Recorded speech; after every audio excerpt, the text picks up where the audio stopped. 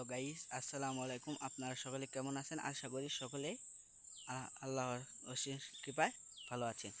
এটাকে গ্রামগঞ্জে কৃষক ভাইয়েরা সুতা গাছ বলে থাকে। এসব সুতা গাছে অনেক গুণ আছে। এটাকে অনেক রকমভাবে বলে যায়।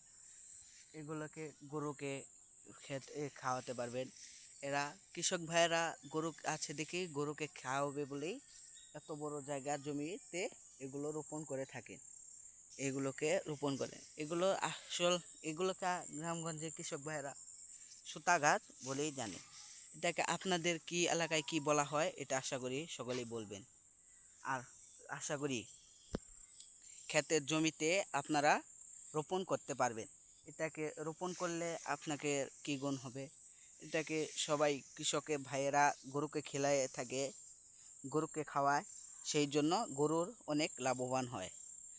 সবাই খেলায়, সব কৃষক ভাইয়েরাই খেলায়, এর জন্য লাভবান হয়।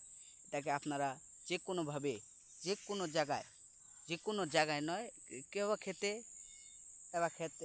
ক্ষেত দিয়ে বুনতে পারবেন। তার মধ্যে আবার মাঠ ক্ষেত দিয়ে বুনতে পারবেন। ক্ষেত দিয়ে বুনলে কি এগুলোকে আপনারা সার দিবেন, বীজ দিবেন, সব দিলে পারা এই সবগুলো আপনাকে অনেক লাভবান করে দিবেন। বুঝেছেন? সকলেই এটাকে সবাই লাইক করবেন, কমেন্ট করে জানাবেন যে কেমন লেগেছে।